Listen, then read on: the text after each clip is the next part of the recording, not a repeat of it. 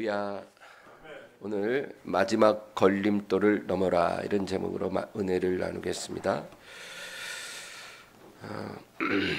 마태복음 19장에는 한 부자 청년이 예수님을 찾아온 일을 기록하고 있습니다. 근데 이 사건은 마가복음과 누가복음에도 기록이 되어 있습니다. 그러니까 성경에 이렇게 많은 기록이 되어 있다는 것은 그만큼 이것이 중요한 사건이라는 것이죠. 이 청년, 예수님을 찾아온 이 청년은 모든 것을 가진 사람이었습니다. 여러분, 우리가 얼마나 결핍한 게 많습니까? 근데 가끔 보면 진짜 모든 것을 다 가진 것 같은 사람도 있지 않습니까? 이 청년이 바로 그런 사람입니다. 이 청년은 젊음을 갖고 있습니다. 제가 젊을 때 이걸 알았어야 되는데 젊음이 다 지나가니까 이 젊음이 얼마나 소중한 줄 알겠더라고요. 죄송합니다. 여러분 앞에서 제가 이렇게 연장자들 앞에서 근데 어쨌든 간에 이제 젊음은 아주 중요한 자산이죠. 그리고 사회적 지위를 갖고 있습니다. 누가복음에 보면 이 청년이 관원이라고 말합니다. 유대인의 관원이라. 유대인 사회에서 관원은 사회적으로 굉장히 유력한 자를 말합니다. 그러니까 높은 지위를 갖고 있다는 거죠. 그래서 예수님을 찾아온 니고데모도 유대인의 관원이죠. 그리고 이 부자 청년도 유대인의 관원이었습니다. 그러니까 사회에서 인정받는 지위를 갖고 있다는 거죠. 그리고 큰 재력을 갖고 있습니다. 부모로부터 부를 물려받은 금수저일 수도 있고요. 아니면 어떤 사업을 해서 큰 돈을 벌었을 수도 있습니다. 어쨌든 이 청년은 큰 부자였다는 것입니다. 모든 것을 다 가지고 있는데 그럼에도 교만하거나 그것을 자랑하지 않는 정말 반듯한 사람입니다. 그리고 이 청년은 이 모든 것을 가졌을지라도 자기에게 무엇이 없는지를 알고 있었습니다. 모든 것보다 가장 귀한 것이 영생인데 사람이 영생을 얻지 못하면 무슨 의미가 있겠습니까? 짧게 살다가 그냥 멸망하는 거죠. 그래서 이 청년은 자기가 다 가졌지만 가장 중요한 영생이 없다라는 것을 알고 있는 사람입니다.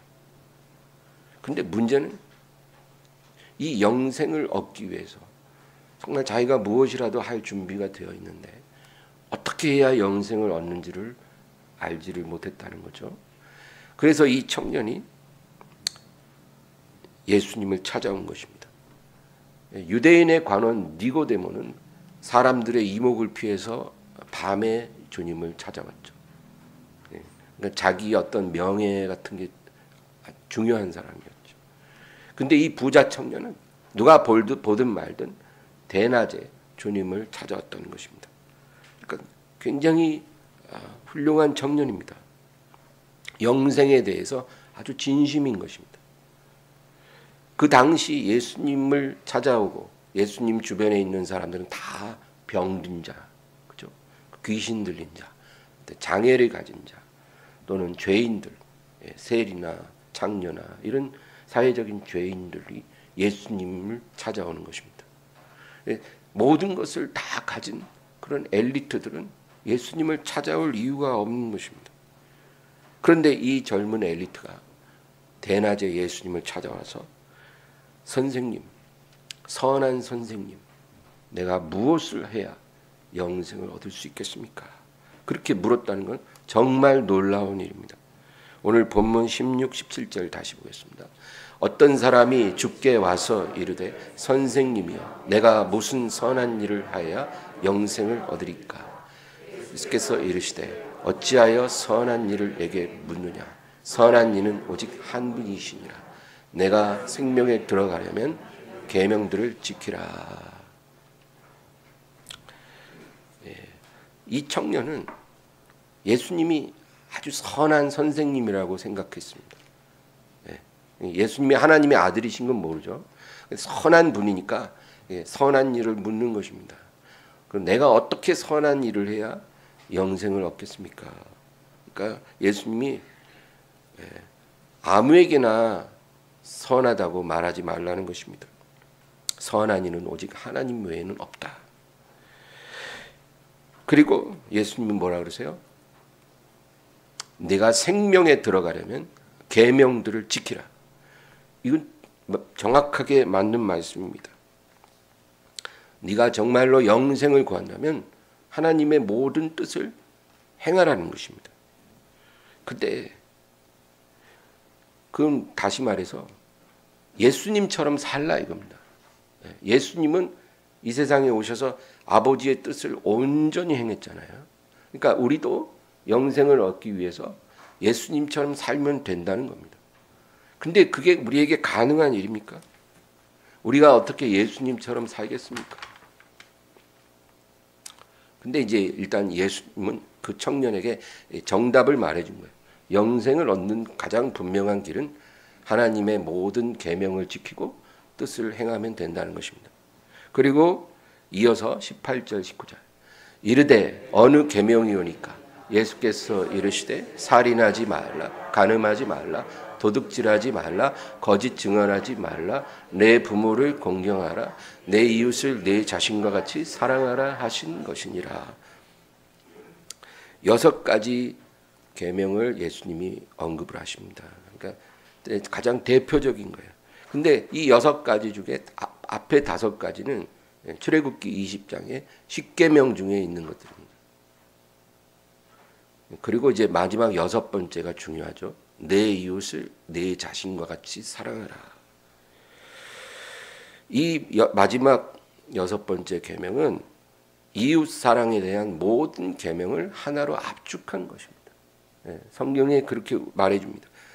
하루는 어떤 서기관이 예수님께 질문합니다. 주님, 어떤 계명이 가장 큰 계명입니까? 가장 중요한 계명이 무엇입니까? 마가복음 12장 29절에 31절 읽겠습니다.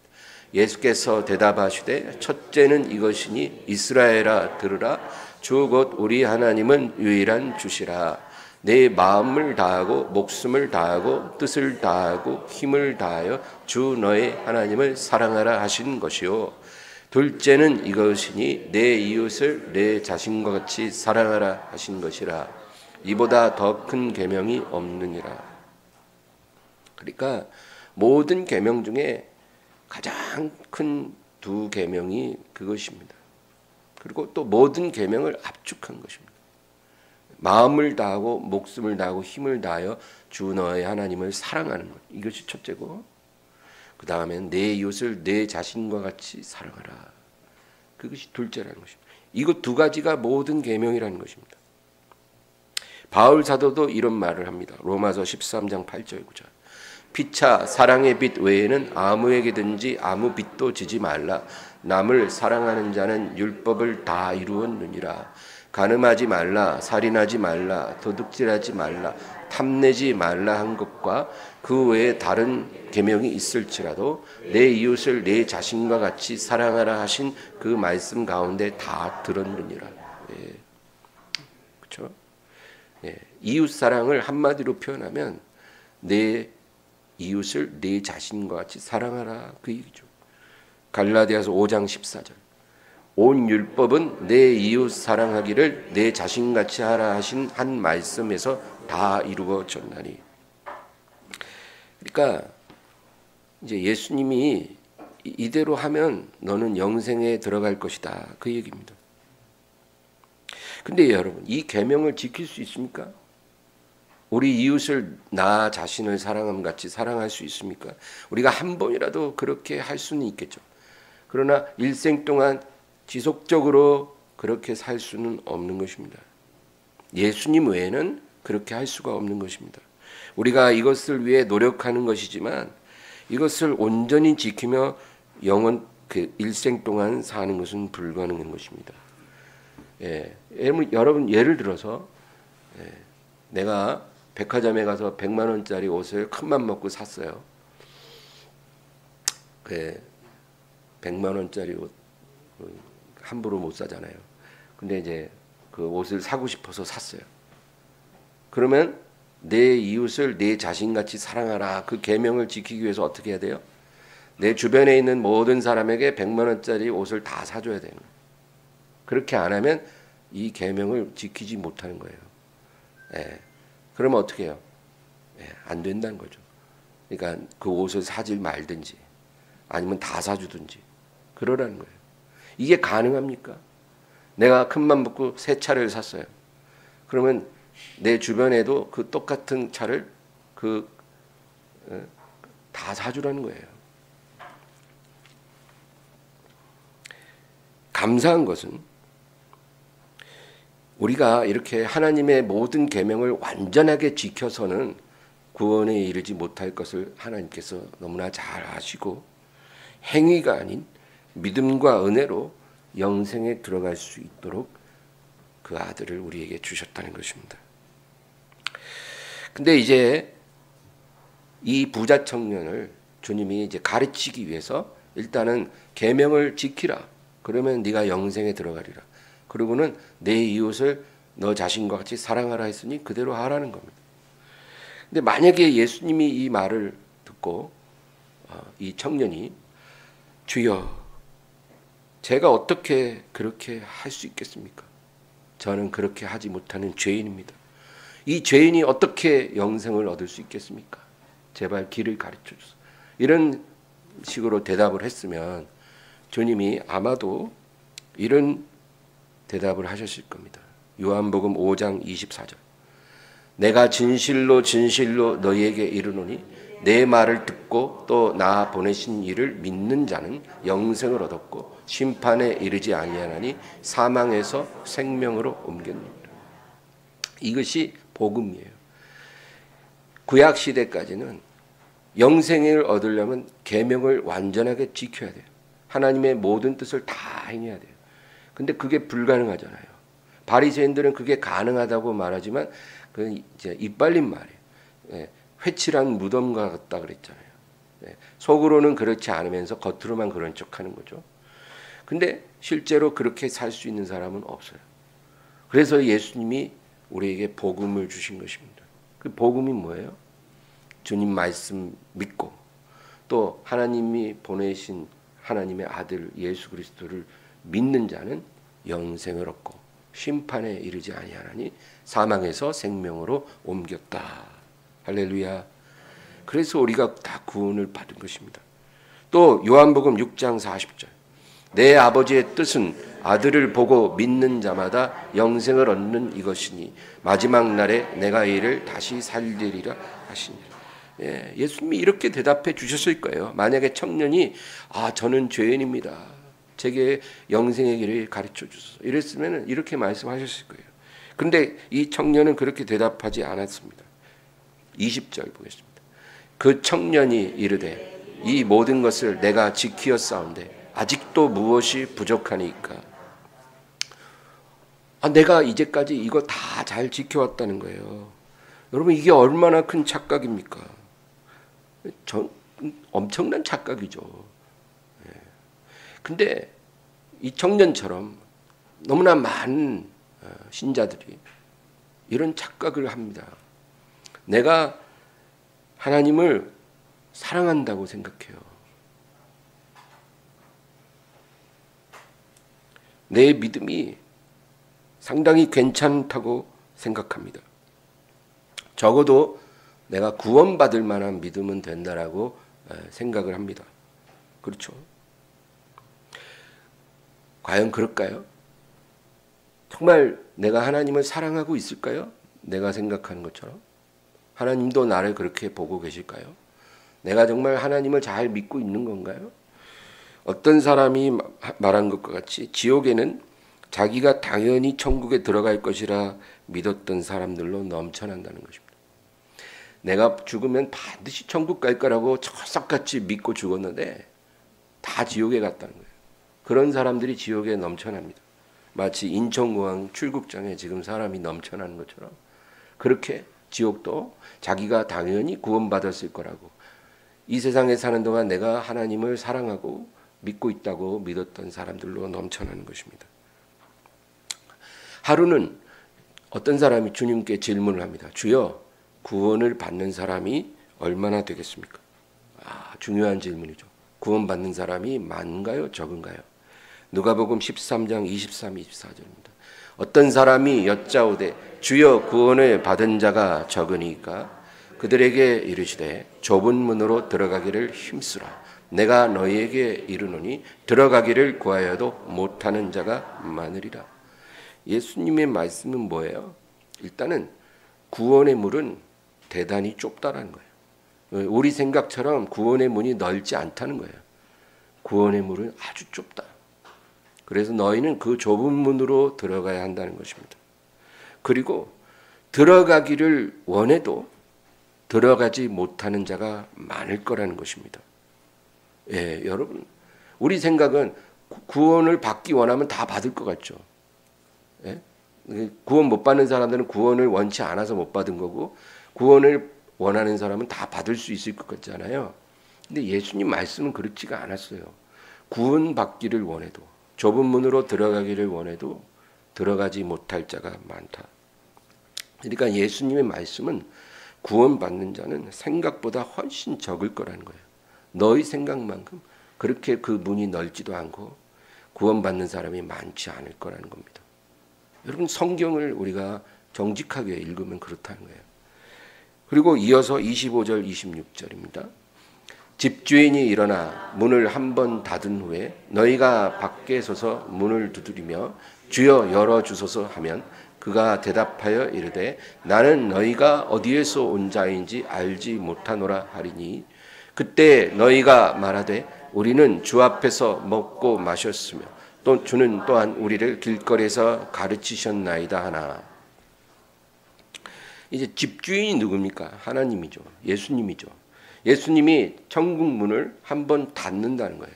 구원받을 자 다 들어오고 나서 문을 닫을 때 그 문이 닫힌 후에 미처 들어가지 못한 자들이 와서 주여 우리에게도 열어주소서. 그러니까 예수님을 주여라고 부른다는 건 뭐예요? 예수님을 믿었다는 거죠. 모르는 사람들이 아니에요. 이 땅에서도 주여 주여 하는 사람들이에요. 주여 우리 아직 못 들어갔어요. 빨리 열어주세요. 우리를 깜빡하셨나 보네.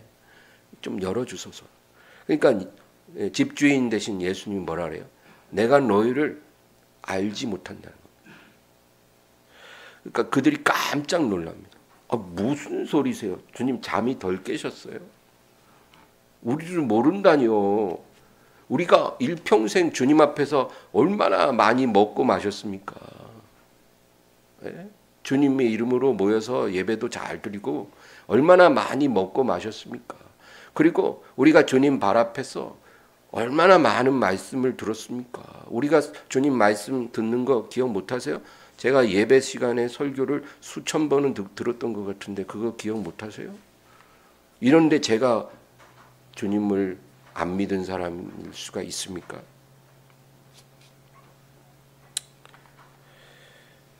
근데 주님이 뭐라 그러시냐면 너희는 그렇게 내 앞에서 많이 먹고 마시고 내 말씀을 들었으면서도 회개하지 않았다는 겁니다. 너희 죄를 회개하지 않았기 때문에 너희는 들어올 수 없다는 겁니다. 무슨 죄를 회개해야 합니까? 아까 그 두 가지 계명 있잖아요. 내 마음을 다하고 뜻을 다하고 목숨을 다해 주 너희 하나님을 사랑하라. 그 첫째 계명. 그거 우리가 제대로 지키지 않고 있잖아요. 우리는 마음을 다해서 주님을 사랑한 적이 없어요. 목숨을 다해 뜻을 다해 주님을 사랑하지 않았어요. 항상 주님은 두 번째, 세 번째야. 늘 조금만 급한 일 있어도 중요한 일 있으면 주님과의 선약은 바로 파기.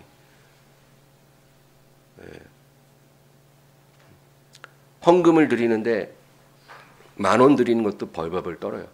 나를 위해선 몇십만 원도 잘 쓰는데 헌금 시간에 10,000원도 너무너무 아까워. 근데 오늘은 헌금을 내려고 했는데 지갑에 10,000원도 없네. 5만 원짜리 한 장 있네. 그러면 오늘은 5만 원을 내라는 뜻이구나. 이게 아니라 오늘은 헌금을 내지 말라는 뜻이구나. 헌금 안 내요. 이런 식이라 이 말이에요. 이런 식이다. 우리 마음이 하나님 앞에서 우리 마음이 매사에. 그러니까 우리가 마음을 다하고 뜻을 다하고 목숨을 다해 하나님을 사랑하지 않는 거예요. 그러면 회개해야 되잖아요. 그렇게 못하죠. 사실 저도 못해요. 그렇게. 제가 어떻게 그렇게 하겠습니까?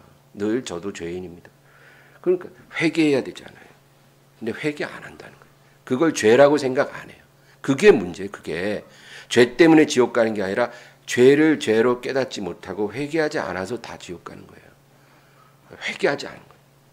그리고 내 이웃을 내 자신과 같이 사랑하라 했는데 그렇게 못하는 것을 회개하지 않는다는 거예요.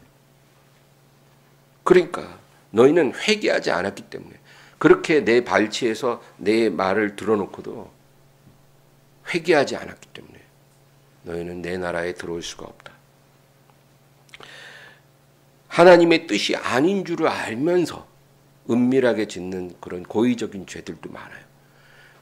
몰라서 짓는 죄도 있지만 알면서도 그래도 안 버려요. 그 죄를.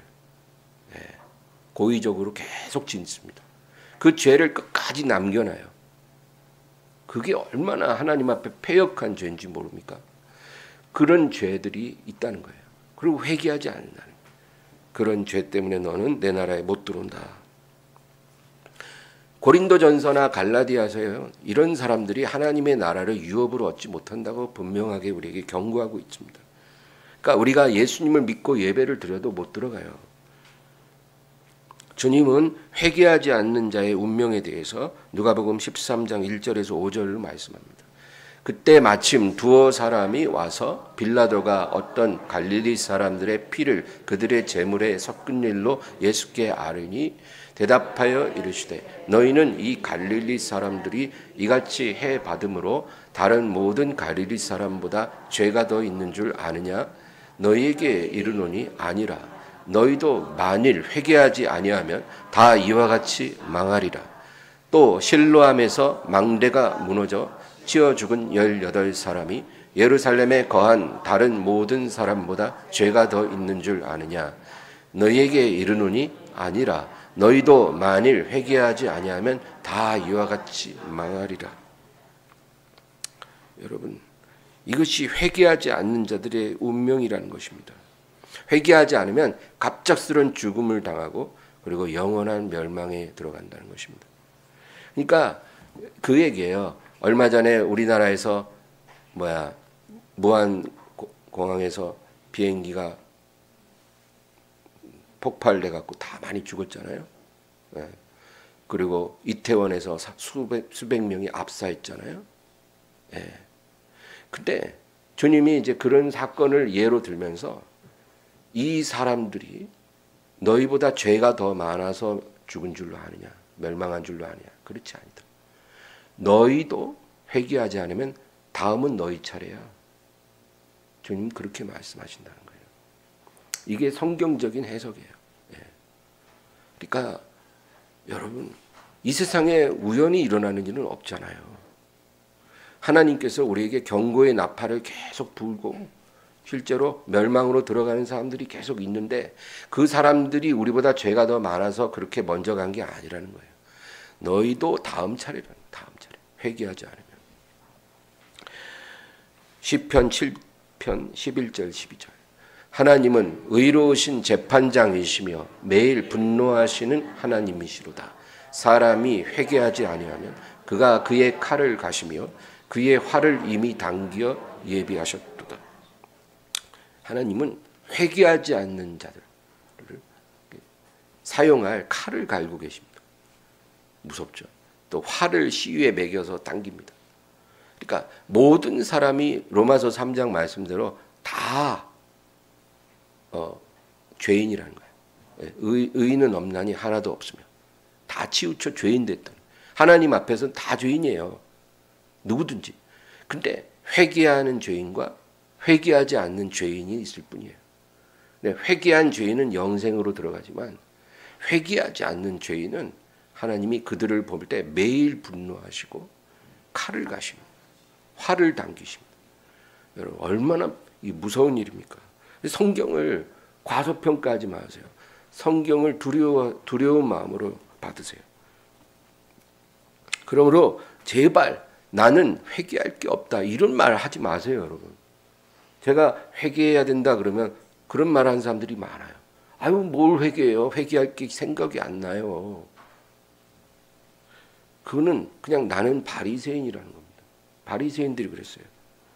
내가 무엇을 회개할지 모른다는 것은 내가 회개할 죄가 없다는 말이 아니라 내가 지은 죄를 깨닫지 못하는 완악한 마음 때문이에요. 마음이 완악해서 죄를 깨닫지 못하는 것입니다. 성령이 책망을 해도, 말씀이 책망을 해도 죄를 못 깨닫는, 얼마나 완악합니까? 너희가 많이 회개하지 않으면 다 이와 같이 망하리라. 여러분, 사람이 회개했는지 회개하지 않았는지를 하나님이 어떻게 아실까요? 하나님은 모든 마음을 다 들여다보시니까 아시지만 하나님이 보시는 아주 중요한 기준이 있습니다. 회개했는지 안 했는지 보시는 그 기준이 뭐냐? 참되게 회개한 사람은 변화됩니다. 진정으로 회개한 사람은 변화된다는 거예요. 이것이 회개의 가장 확실한 증거입니다. 정말로 회개하면 순종하게 됩니다. 순종을 안 한다는 것은 그 사람이 아직 진실로 회개하지 않았다는 거예요. 스스로를 보세요. 남 보지 말고 나만 보세요. 내가 정말 하나님의 뜻에 순종하려고 몸부림치고 간절히 기도하고 그러고 있다면 내가 회개했다는 거죠. 그런데 내 삶에 그런 게 없다면 나는 아직 회개한 적이 없는 거예요. 그냥 입술로 저는 죄인입니다 고백은 했겠지만 회개하지 않은 거예요. 회개의 가장 분명한 증거는 순종입니다. 순종. 그것이 회개의 증거예요. 여러분, 탕자의 비유 아시죠? 이 둘째 아들 탕자가 먼 나라에 가서 완전히 방탕하다가 이제 회개했어요. 아버지께로 돌아가자. 하나님께 돌아오는 걸 말해요. 근데 이게 아버지께 와서는 뭐라고 말합니까? 아버지, 이제 저를 아들이라 부르지 마시고 품꾼의 하나로 보소서. 그래요, 아들이. 그럼 그게 뭔지 아세요? 이제 저는 아들이지만 아들의 권리를 내려놓고 종이 되겠다는 거예요. 아버지 아래서 종이 돼서 순종하며 살겠다는 거예요. 예전에는 막 아버지 죽지도 않았는데 유산 내 거 달라고 이런 폐역한 그런 아들이었는데 이제는 내가 종이 돼서 살겠다. 이제 순종하며 살겠다 이거예요. 그러니까 이 아들이 회개했다는 분명한 증거가 여기 있는 거예요. 그러니까 저와 여러분도 마찬가지예요. 우리가 하나님께 정말 회개했다면 이제는 내가 아들이지만 순종하는 종이 되겠습니다. 하나님이 뭐라고 하시든 순종하겠습니다. 내 뜻을 버리고 내 생각, 내 계획, 내 욕심 다 버리고 이제는 하나님 뜻에 순종하겠습니다. 품꾼으로 살겠습니다. 이렇게 고백하며 사는 사람이 이게 회개한 사람이에요. 이 사람이 영생에 들어가는 사람이에요. 우리가 아직 이런 사람이 아니라면 여러분 두려워하셔요. 나는 구원 못 받았을 수 있다는 것입니다. 아마 못 받았을 것입니다. 회개하지 않는 사람의 특징은 변하지 않는다는 거예요. 순종하지 않는 거예요. 5년을 믿어도 변하지 않고 10년을 교회를 다녀도 전혀 변하지 않는 사람입니다. 회개 없는 신앙은 신앙이 아닙니다. 아무것도 변하지 않습니다. 회개가 있어야 변화가 있고 순종이 생기는 것입니다. 다시 20절 보겠습니다. 그 청년이 이르되 이 모든 것을 내가 지키어 싸우는데 아직도 무엇이 부족하니까? 여러분, 이렇게 말하는 청년이 회개를 할까요? 다 지키는데 잘못한 게 없는데 회개할 일이 없죠. 그러니까 모든 것을 다 가지고 굉장히 반듯하고 훌륭한 청년인데 이런 심각한 치명적인 문제가 있는 거예요. 지금 구원을 못 받는 겁니다. 아무리 다 가졌어도. 21, 22절 예수께서 이르시되 내가 온전하고자 할진대 가서 내 소유를 팔아 가난한 자들에게 주라. 그리하면 하늘에서 보화가 내게 있으리라. 그리고 와서 나를 따르라 하시니 그 청년이 재물이 많으므로 이 말씀을 듣고 근심하며 가니라. 내가 온전하고자 할진대. 그 말이 뭘까요? 네가 정말 네가 생각하는 대로 하나님의 뜻을 계명을 온전히 지켜서 영생을 얻고자 한다면 그거예요. 마가복음의 이 사건에 뭐라고 기록되면 너에게 한 가지 부족한 게 있다. 그렇게 예수님 말씀합니다. 네가 다 잘 지키는 것 같지만 정말 한 가지 지키지 못하는 것이 있다. 그게 뭘까요? 내 이웃을 내 자신같이 사랑하라. 그 6가지 예를 든 것 중에 6번째 그 계명이에요. 너는 그거는 못 지킨다는 거예요. 그러므로 그 한 가지 부족한 거 그거마저 잘 지키기 원한다면 너의 많은 재산을 가난한 자들에게 다 나눠주고 나를 따르라. 그리하면 너에게 상이 있으리라. 네가 원하는 걸 얻으리라.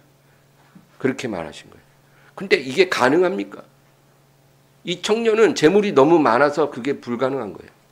만약에 재물이 그냥 아무것도 없다면 어렵지 않을 수도 있죠. 근데 너무 많으니까 이 말씀, 이 계명까지는 순종할 수가 없는 거예요. 23절, 24절. 예수께서 제자들에게 이르시되 내가 진실로 너희에게 이르노니 부자는 천국에 들어가기가 어려우니라. 다시 너희에게 말하노니 낙타가 바늘기로 들어가는 것이 부자가 하나님의 나라에 들어가는 것보다 쉬우니라 하시니. 부자가 하나님 나라에 들어가는 것은 거의 불가능하다. 그렇게 말씀을 하세요. 왜 그럴까요? 순종이 힘들기 때문입니다. 순종이 안 되니까 구원을 못 받는 거예요. 부자들이. 여러분, 순종의 본질은 버리는 것입니다. 순종의 본질은 버리는 거예요. 하나님이 항상 버리라고 우리에게 말씀하지 다른 얘기 안 하세요. 하나님이 뭘 버리라 그럴 때 버릴 수 있는 게 그게 순종의 본질입니다. 아브라함이 100세에 낳은 그 외아들, 그 이삭을 너무 사랑했는데 하나님이 뭐라 그래요? 그 아들을 내게 드리라는 거죠. 그건 뭐예요? 그 노년의 유일한 행복이에요. 그 아들은. 아브라함 삶의 유일한 의미고 기쁨이고 보람이고 행복이에요. 그 유일한 행복을 내게 드리라. 버리라는 거예요. 예, 그게 순종의 본질입니다. 그런데 부자는 버릴 게 너무 많아요. 버릴 게 너무 커요. 그래서 하나님이 말씀하실 때 순종이 안 되는 것입니다. 그래서 천국에 들어가는 게 거의 불가능하다는 것입니다. 25, 26절. 제자들이 듣고 몹시 놀라 이르되 그렇다면 누가 구원을 얻을 수 있으리까? 예수께서 그들을 보시며 이르시되 사람으로는 할 수 없으나 하나님으로서는 다 하실 수 있느니라. 부자가 구원받는 건 거의 불가능한 일인데 사람으로는 못해도 하나님은 하실 수 있다. 사람이 계명을 지켜서 하나님의 뜻을 완벽하게 순종함으로 구원에 이를 수는 없죠. 그래서 하나님이 다른 구원의 길을 주신 것입니다. 요한복음 3장 14에서 16절. 모세가 광야에서 뱀을 든 것 같이 인자도 들려야 하리니 이는 그를 믿는 자마다 영생을 얻게 하려 하심이니라. 하나님이 세상을 이처럼 사랑하사 독생자를 주셨으니 이는 그를 믿는 자마다 멸망하지 않고 영생을 얻게 하려 하심이라. 이스라엘 백성이 광야에서 하나님께 불순종하고 죄를 지니까 독뱀들이 나타나서 물어가지고 다 죽게 생겼어요. 그러니까 하나님이 모세에게 명하시기를 장대에 노뱀을 만들어 매달아라. 그리고 그것을 바라보면 살리라. 그래서 정말 그 장대에 매달린 노뱀을 바라보는 자는 다 살았다는 거예요. 해독이 되었다는 거예요. 그것처럼 하나님이 그의 아들을 장대에 매달으셨어요. 십자가에 매다셨어요. 그리고 그것을 바라보고 믿는 자마다 다 구원을 받으리라. 뱀의 독, 그게 뭡니까? 우리 죄죠. 죄로 죽게 됐는데 장대에 매달린 예수님을 바라보는 자는 다 살리라. 이것이 우리에게 주시는 하나님의 구원입니다. 얼마나 복됩니까? 이것이 없었으면 누가 구원을 받겠습니까? 아무도 못 받아요, 여러분. 근데 이 구원도 거절하는 사람은 어떻게 구원을 받겠습니까? 27, 28절. 이에 베드로가 대답하여 이르되 보소서 우리가 모든 것을 버리고 주를 따랐사온데 그런즉 우리가 무엇을 얻으리이까? 예수께서 이르시되 내가 진실로 너에게 이르노니 세상이 새롭게 되어 인자가 자기 영광의 보좌에 앉을 때에 나를 따르는 너희도 12 보좌에 앉아 이스라엘 12지파를 심판하리라. 이 베드로는요, 이 부자 청년이 가장 소중한 것을 버리지 못하고 근심하며 돌아간 것을 보고는 주여, 우리는 어떻습니까? 우리는 주님이 나를 따르라 했을 때 고깃배와 그물을 버리고 다 따르지 않았습니까? 예, 모든 것을 버리고 우리는 따랐으니 우리는 무슨 상을 받겠습니까? 이제 그 얘기죠. 참, 여러분, 이 베드로와 제자들은 고깃배와 그물을 버린 그것밖에는 없는 사람들이에요. 그러니까 버리고 주님 따르는 게 쉬웠죠. 제일 어려운 사람이 세리 마태예요. 마태는 세리잖아요. 근데 세리라는 직업은 천대받아도 돈은 잘 버는 직업이거든요. 근데 그 직업을 버리면 다른 사람이 그 자리를 차지하기 때문에 자기가 평생 안전하게 안정적으로 부유하게 살 수 있는 직업을 버린 거예요. 그러니까 엄청난 걸 버린 거죠. 그러나 베드로와 다른 제자들은 대부분 어부였기 때문에 별로 그렇게 크게 버리지 않은 것입니다. 소유가 많은 것이 많은 것보다 소유가 적은 것이 주님을 따르기가 쉽습니다. 어떻습니까? 이렇게 제가 말을 하는데도 그렇게 소유가 많기를 원하세요? 많이 주시면 또 그것대로 감사하지만 주님을 따르기가 힘들어집니다. 그러니까 지금 나에게 주신 것이 내가 주님을 따르기에 제일 적당한 거예요. 너무 없다면 여러분 지금은 이게 필요한지도 몰라요. 왜냐하면 나는 조금만 생기면 딴짓을 하거든. 절대 주님을 안 보거든. 그걸 아시고 주님을 안 볼 수 없게끔 그렇게 해주신 거예요.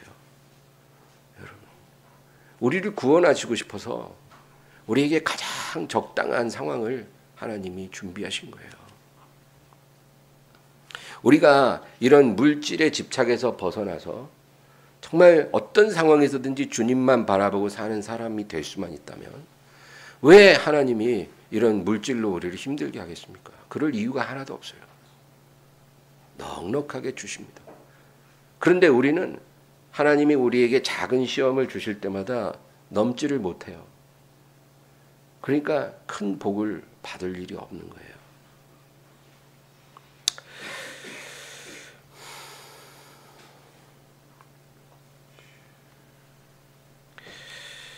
29절 30절 읽겠습니다. 또 내 이름을 위하여 집이나 형제나 자매나 부모나 자식이나 전토를 벌인 자마다 여러 배를 받고 또 영생을 상속하리라.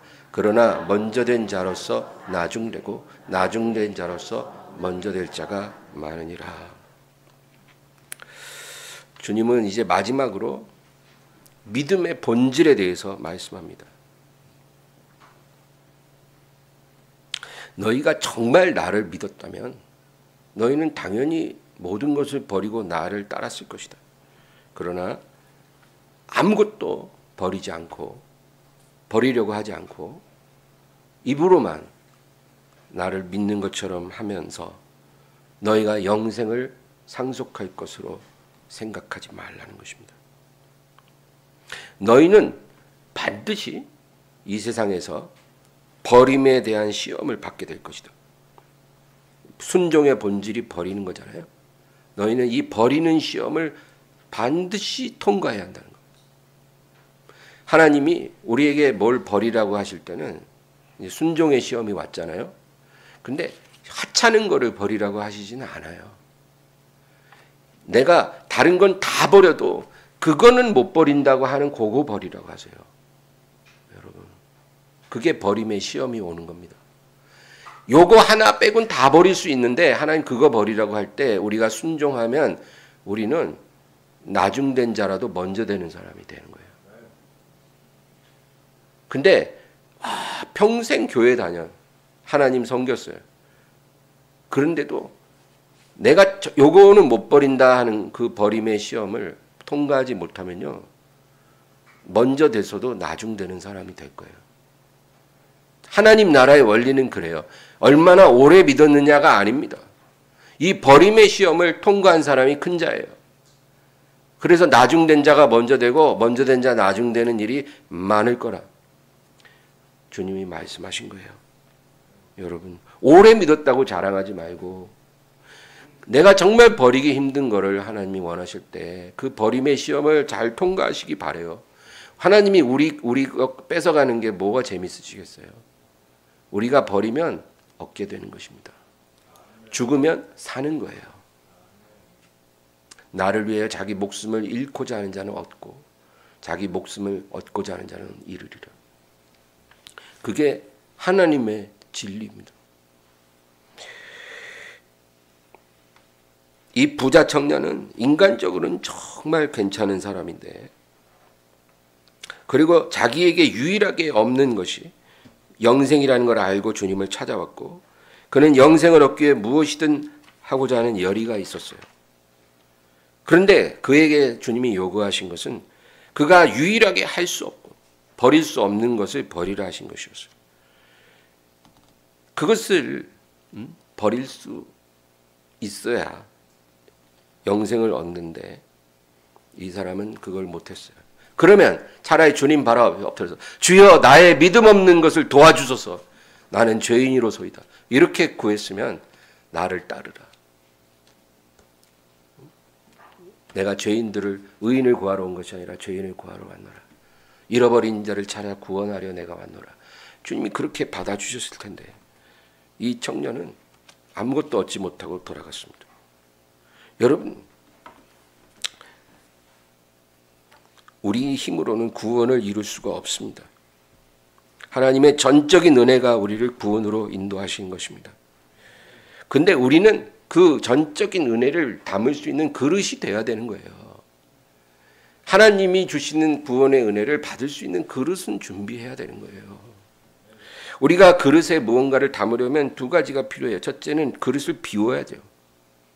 비워야 담죠. 그릇에 뭐가 담겨져 있는데 어떻게 보배를 담겠어요. 우리에게 하나님이 영생을 담아주고 싶어도 뭐가 꽉 차 있어서 못 담아요. 그러니까 하나님이 영생을 주시려고 비우라면 비우세요. 그게 무엇이든 간에. 그리고 그릇을 깨끗이 씻어야 합니다. 비운 다음에 깨끗이 씻어요. 깨끗한 그릇이 되어야 되는 거예요. 그래야 영생도 담아주시고 모든 은혜도 담아주시는 거예요. 그게 29절 말씀이에요. 또 내 이름을 위하여 집이나 형제나 자매나 부모나 자식이나 전토를 벌인 자마다 여러 배를 받고 또 영생을 상속하리라. 그러니까 그건 뭐예요? 버림의 시험을 통과하지 못하는 사람, 가장 버리기 힘든 것을 버리라 할 때 못 버리는 사람, 그게 집이 됐든 형제가 됐든 자매가 됐든 부모가 됐든 자식이 됐든 전토가 됐든 못 버리는 사람은 이 세상에서 복을 받을 수가 없고 영생을 상속하기 어렵다는 겁니다. 이게 주님의 준엄한 말씀입니다. 구원이 쉽나요? 구원 쉽지 않습니다. 구원은 단순한 거지 쉬운 건 아닙니다.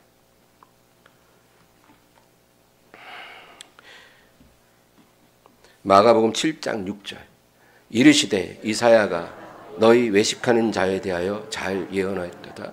기록하였으되 이 백성이 입술로는 나를 공경하되 마음은 내게서 멀도다. 예, 주님이 이사야의 예언을 예언하셨어요. 우리가 주님 앞에 그러죠. 주님, 내가 주님 사랑하는 거 아시죠? 예, 그럼 주님 뭐라 그러실까요? 알아. 네가 입술로는 나를 사랑하지만 마음은 먼 것을 내가 잘 알고 있다. 여러분, 순종하라 그러니까 그렇게 두려우세요? 하나님이 어제 교회 처음 나온 사람에게 너의 전 재산을 팔아 나눠주고 나를 따르라 이러시겠어요? 하나님 그러시진 않아요. 이제 갓 예수 믿고 결심 기도한 사람에게 너의 목숨을 순교의 제물로 나에게 바치라 그러시겠어요? 그러지는 않겠죠. 엄마가 아기에게 꼭 소화시킬 음식을 먹이듯이 하나님도 우리 믿음의 분량에 맞게 우리에게 요구하시고 우리를 인도하시고 양육하시는 것입니다. 지금 나에게 하나님이 요구하시는 것이 내 믿음에 딱 맞는 순종이라는 거예요. 여러분, 그거예요. 내가 하나님의 어떤 말씀이 부딪혀 왔어요. 그러면 그건 뭐예요? 그 말씀을 순종하는 것이 지금 내 믿음에 적당한 거래요. 순종하시기 바랍니다. 고린도후서 1장 20절 읽고 마치겠습니다. 하나님의 약속은 얼마든지 그리스도 안에서 예가 되니 그런즉 그로 말미암아 우리가 아멘하여 하나님께 영광을 돌리게 되느니라. 우리가 하나님이 주시는 말씀에 이 버림의 시험에 순종하잖아요. 그러면 우리를 축복하시고 구원하시겠다는 하나님의 약속은 얼마든지 그리스도 안에서 예가 되는, 아니오가 아니라 예가 된다. 무조건 이루어진다는 겁니다. 하나님께 순종하는 사람은 하나님이 주신 약속이 다 이루어지는 거예요. 아니오가 아니고 무조건 예가 되는 거예요. 이런 은혜를 우리에게 주실 것입니다. 여러분, 내가 하나님께 온전히 순종하고 또 하나님의 뜻을 온전히 따르지 못하게 하는, 예수님을 온전히 따르지 못하게 하는 어떤 마지막 걸림돌이 있습니까? 정말 다 할 수 있는데 한 가지 할 수 없는 뭔가가 있습니까? 그 걸림돌도 넘으시기 바랍니다. 그것을 넘어야 하나님의 영광이 우리에게 나타나게 될 것입니다. 기도하겠습니다. 하나님 아버지, 주님 감사합니다. 이 마지막 걸림돌을 우리가 넘지 못했을지라도 우리를 긍휼히 여기사 넘을 수 있도록 도와주소서. 우리가 버리지 못할 게 무엇이고 넘지 못할 것이 무엇입니다. 내가 주를 의지하여 높은 담을 뛰어넘는다고 다윗도 말하지 않았습니까? 적진에 달리고 높은 담을 뛰어넘는 은혜를 주셔서 아버지, 이제까지 나를 계속 넘어지게 하고 넘지 못하게 하는 그 장애물 넘어버리게 하여 주시고 버림의 시험을 통과하게 하시고 주 예수님을 따르기 위해서 버리지 못할 것은 아무것도 없는 사람이 되게 하여 주시옵소서. 그래서 하나님, 이 세상에서 여러 배를 받고 영생을 다 상속하는 그런 약속이 아니오가 아니라 예가 되게 하시고 이루어지게 하여 주시옵소서. 예수님의 이름으로 기도합니다.